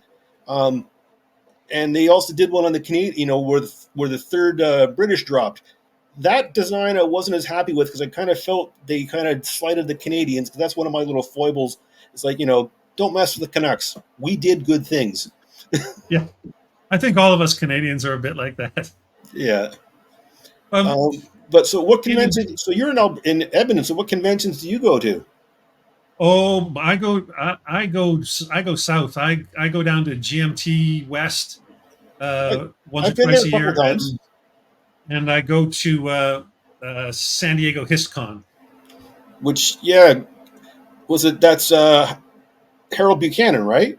Harold Buchanan and that Yeah, gang, yeah. he. I've always wanted to go to his event, but he always runs it the same weekend I run my convention. So Yeah, I'm exactly. like, Harold, can't we change? Can't we He's like, this is my date. I'm not changing it.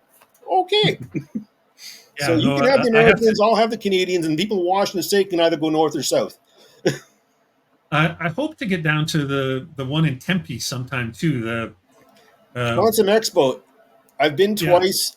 First time I went, I got heat stroke because it was so god awful hot, and I missed a day and a half of gaming. I started playing Normandy 44 with these three other guys.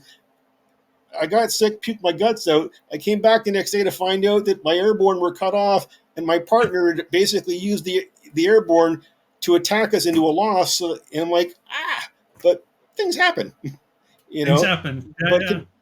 that's a good convention. John Kranz with his Quantum Expo and GMT West were kind of my inspiration for what I did because I looked at how they ran their conventions. It's player driven. So, John hosts a space, GMT hosts a space, but the players determine what gets played, whether it's GMT Yeah, games or absolutely. other stuff. And that's the attitude I took for my convention. I'll provide a space.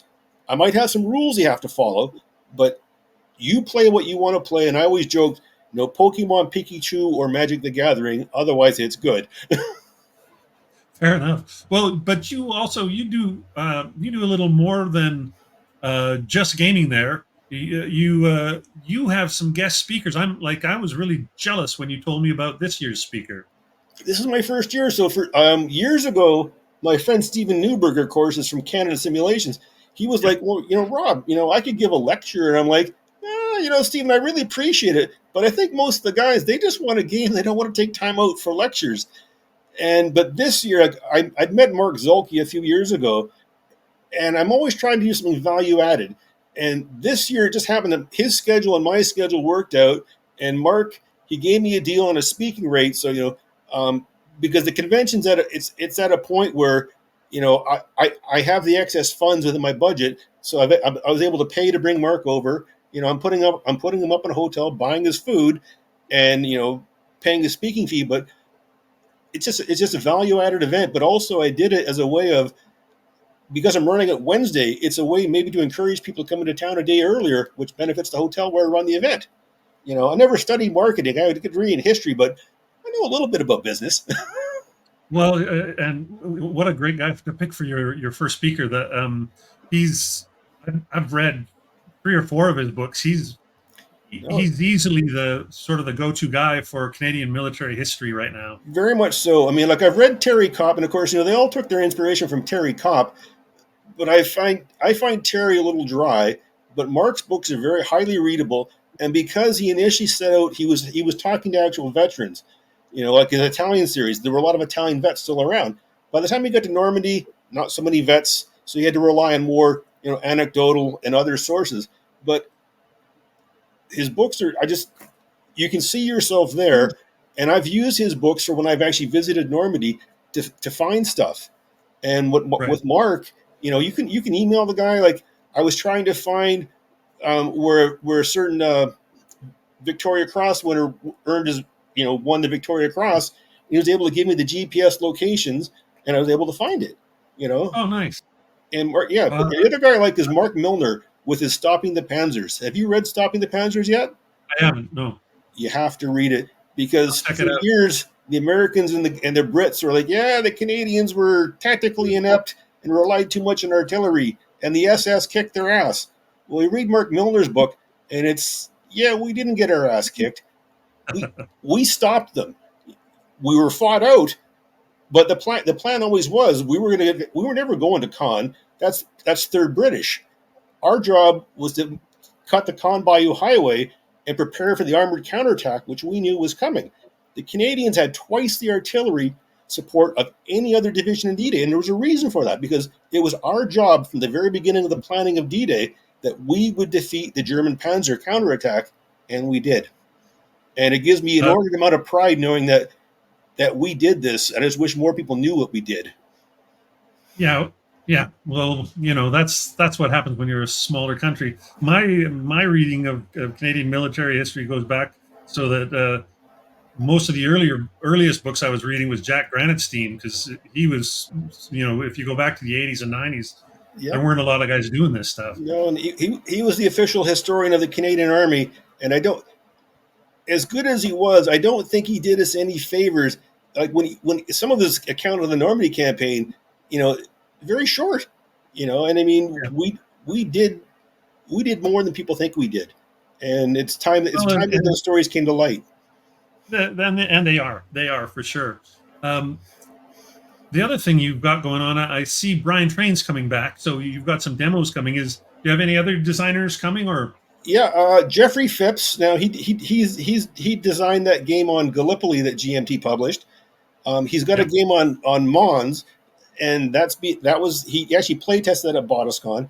That's being published by Compass Games, but he's now doing a game on Bellow Wood in the same system, and he's just yeah, returned from Europe where he was doing some investigations around Bellow Wood, and so he'll be running a play test of that at Bottoscon. Stephen Newberg was a regular attendee. He always had something to demonstrate. Kerry Anderson from Microgame Design Group comes down on a regular basis. I and always make a didn't he spot. design that? Did Kerry Anderson just design a game for Revolution, He did the his World game War One game? on EAP, Death, Yeah, Death, great Death, game. Death of an Army. Well, Yeah, I saw that in the playtest version when he was playtesting at Bottoscon with some of my friends, and right. Kerry I mean, I met Kerry down at Consum Expo. He's a great guy to sit down with, play a game, have a beer with. He designed this wrestling card game, and it's a total trash fest. And you can see it's a beer drinking game playing with your friends and just trash talking each other. And it's old Canadian style wrestling. So, but I don't think he's ever published it officially. It's just something that he has. Kind of a perfect game for the end of the day, last night of the Late con. late night, your brain is numb, and you just want to roll some dice or play some cards, but you don't have to think too much. And it's a perfect game. Well, it's wonderful to have Brian there. I've interviewed Brian a couple of times, and he's so open Yep. and encouraging. He's a great guy, and he's such a prolific designer. If he's going to bring, he probably won't just bring He one brings game demo. He's going to have a suitcase full of and that's yeah. not even all the things he's got on the burner. No, and he never ever. He just shows up. I give him a table, and whoever sits down and wants to talk to him, and he'll pull whatever out that you want to try it. He'll pull it out, and he'll take it for a test run. Ian Weir from Red Sash Games is one of my founding attendees, and Ian hasn't missed a Bottoscon other than the pandemic, and he'll use his card game, I guess, that he had on the it was one of the sieges. I can't remember the name of it, but he and I were playtesting at Bottoscon a couple of years ago, and Ian's also quite personable. But I mean, I love having the designers there, but I don't. No one gets any special.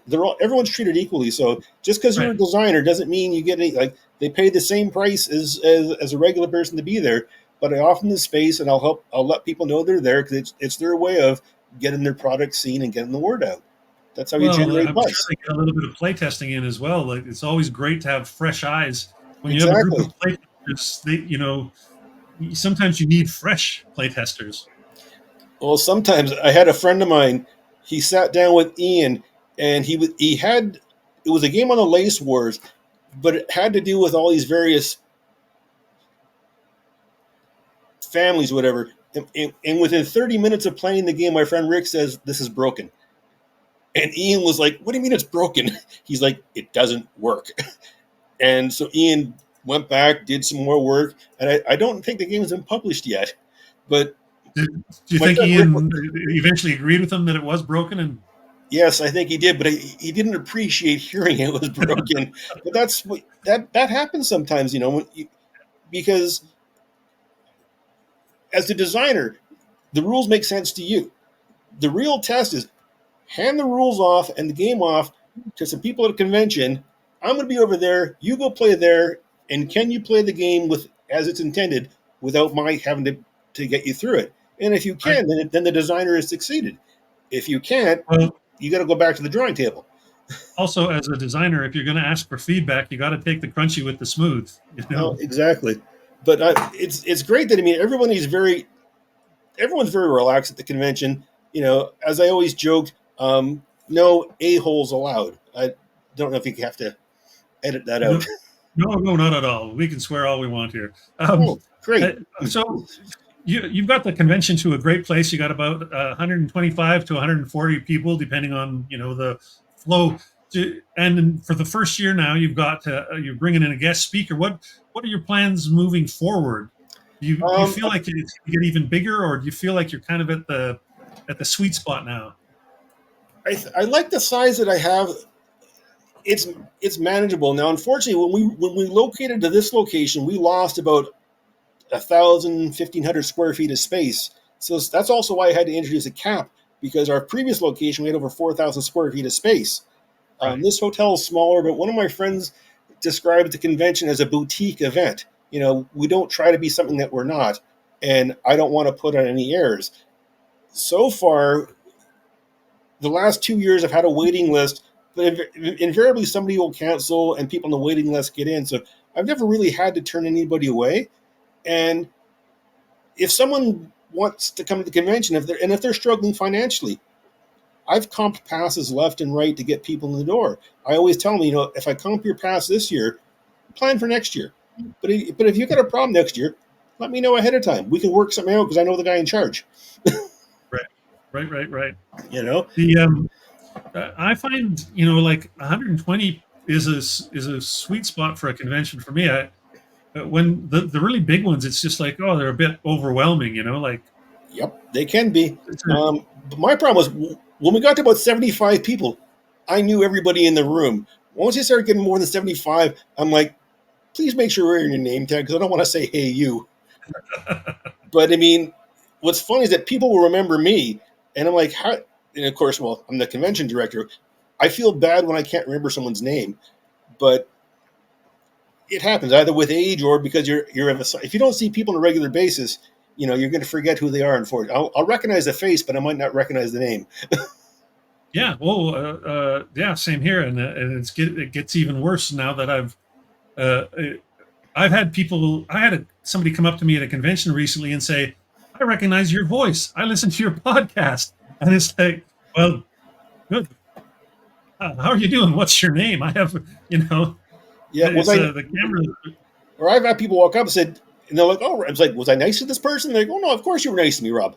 Good. Yeah, absolutely. I don't want to. I don't like to ruffle feathers. If I want people to have a good time. We're all in this hobby to have a good time for sure. Yeah. Yeah, you've got your first speaker this year. Is this something you're going to try and repeat in the future? I'd like to try. I guess it'll depend on how it goes over. Some people couldn't care less that I have a speaker coming in, but I mean, I'm hosting it at my local Legion, so if I don't get enough Bottoscon people that want to come to it, I'm going to invite some of the guys from my Legion to come out because they're in a Legion. They like Canadian history. They'll like this guy, and my Legion's giving me a good rate to rent the hall, so I'd rather support them because the hotel was going to charge us too much money and didn't really have a space that would have suited our needs. But at one point, a couple of years ago, Mark Simonich was going to come in, but then the pandemic, so we had to cancel 2020.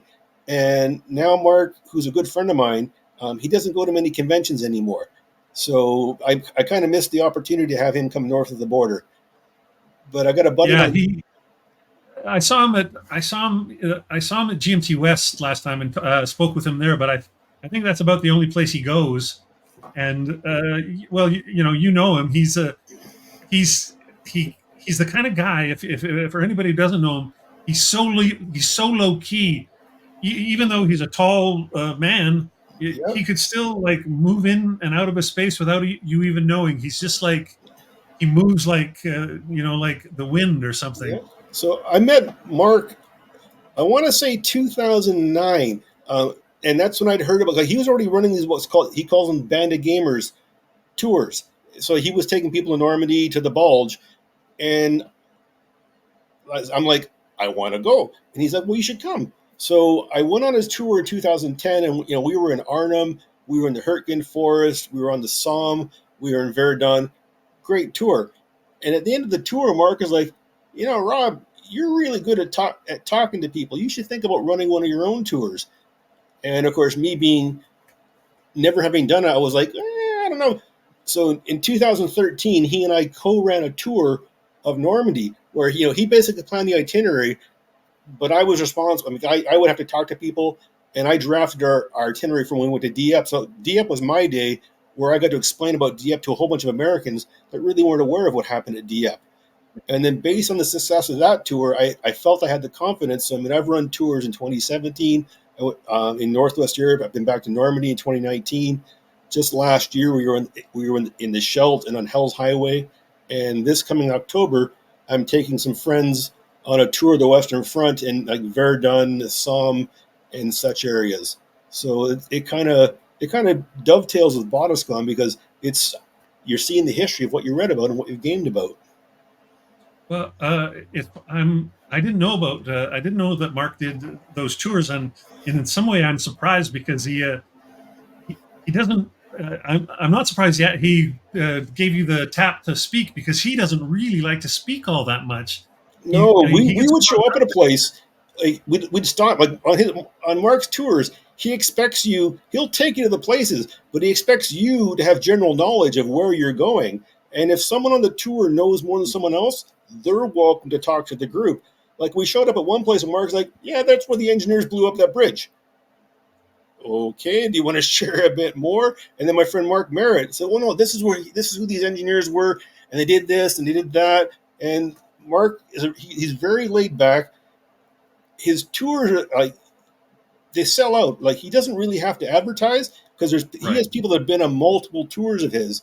And I'm glad. If I hadn't met Mark at GMT West, I never would have had this opportunity to see places I've studied about all my life, but never had the wherewithal to go on my own. But now I have that confidence, and it sort of feels like part of that confidence came from the convention as well. That that you become accustomed to speaking to people and organizing and doing all that.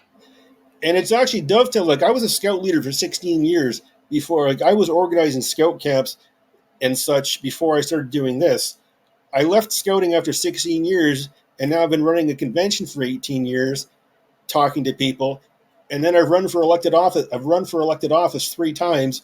And oh wait, talking to people convention prepares you for knocking on people's doors and talking to total strangers to try and find how can you connect over that short time span on a door to talk to somebody.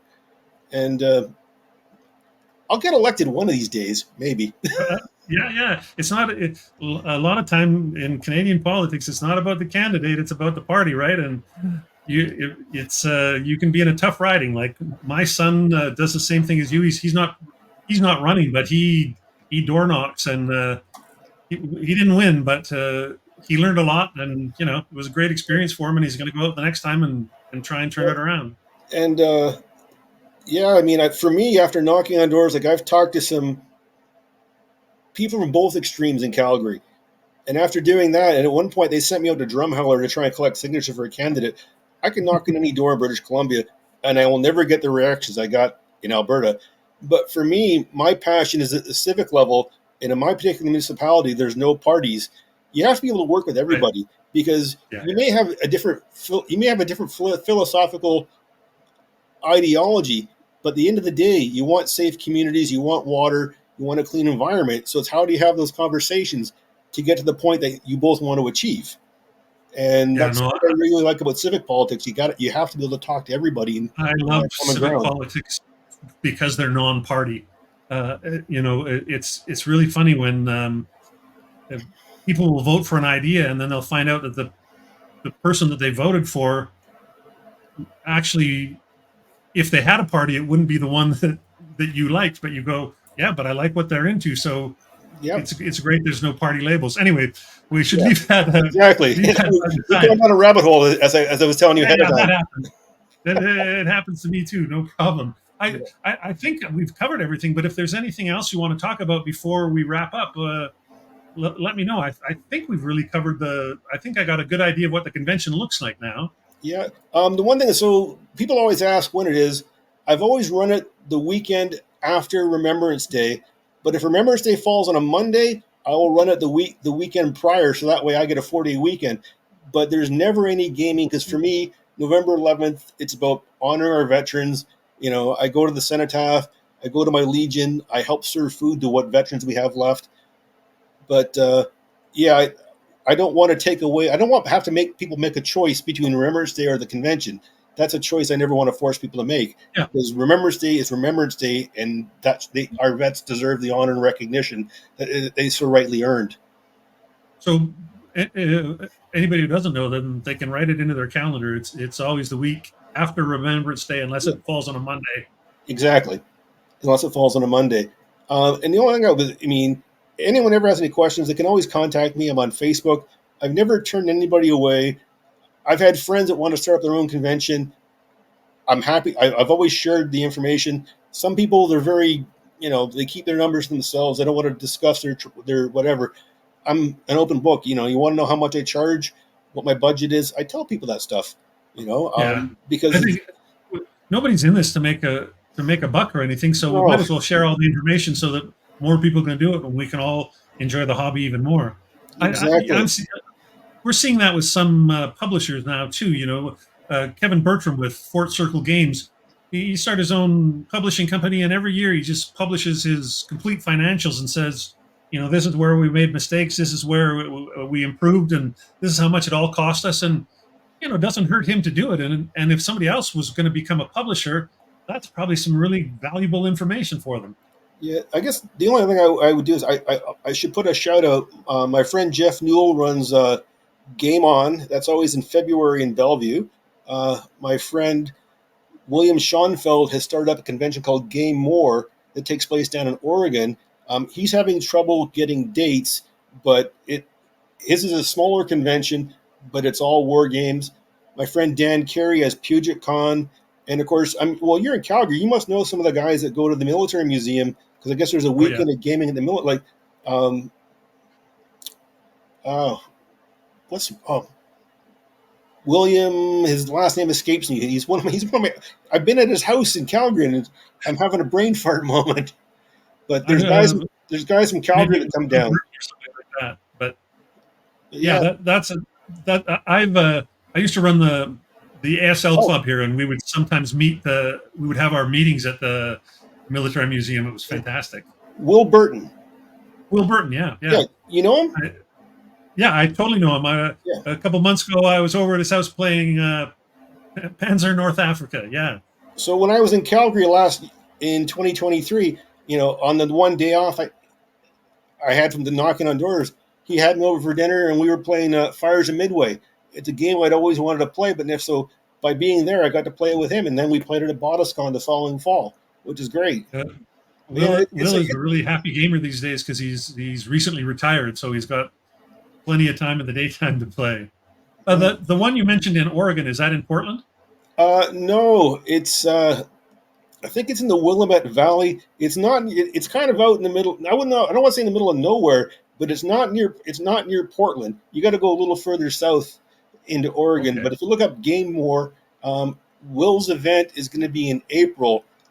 When he ran it last year, he ran it the month before Botoscon, and I wanted to go, but I'm like, his dates are too close to my dates, and I only have so much time to devote, to take off time to go gaming, unfortunately. Right. Yeah.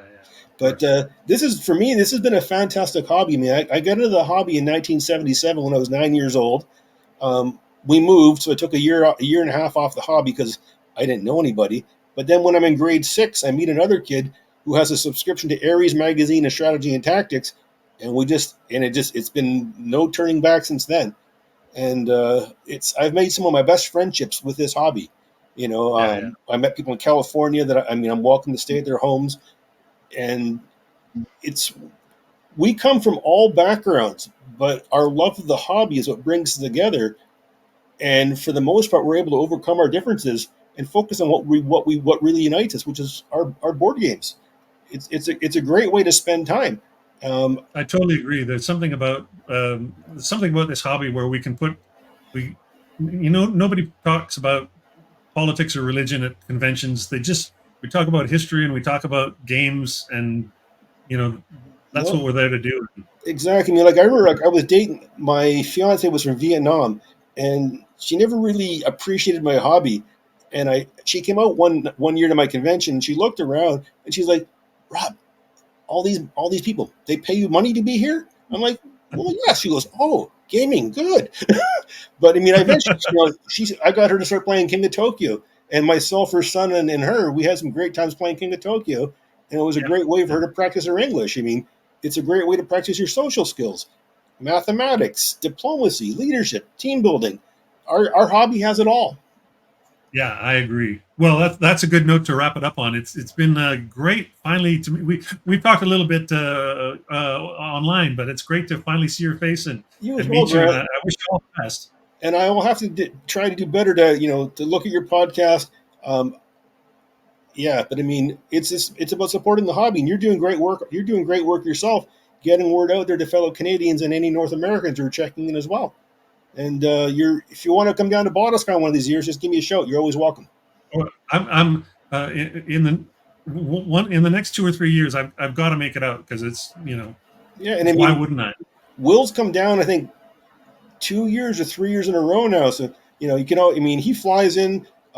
There's one guy, his friend Richard Taylor Smith. He drives down, but I mean, there's always people coming. So that you can always connect with somebody. And if you don't have a roommate, we'll find you a roommate. Yeah. All that's good. Well, right. Thanks again, and best of luck with the convention, and we'll talk to you soon. All right, Grant. Well, thank you very much. Have a good night. Take care. That guy could sell water to a fish. It's easy to see why his convention is so successful. Check out my newsletter or show notes for a link to the Bottoscon website and find out more about it. Newbie tips. As I gear up for another trip to a convention, I thought a few words on what it might be like for a newbie to consider going. It's a fairly nerve-wracking proposition the first time you go. Who will you play with? Will you get crushed by sharks? Will you know enough games to play? I get it. Walking through the door to a new convention still makes me a bit nervous. But there's plenty of ways to make it a bit easier.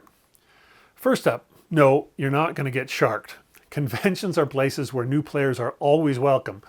They're eager to help players learn new games and make sure you have a good time.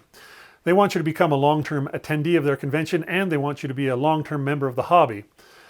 So there's always somebody there looking to help newbies. Conventions can be either very structured like Bottoscon and the World Board Gaming Championships, or they can be very loose like GMT's Weekend at the Warehouse, where there's literally no tournaments. Most conventions slide somewhere on the scale between these poles, but usually closer to one end or the other, not many that are right down the middle. With the more structured ones, you sign up ahead of time for all the games you intend to play, or at least most of them. The descriptions will let you know if it's appropriate for your level.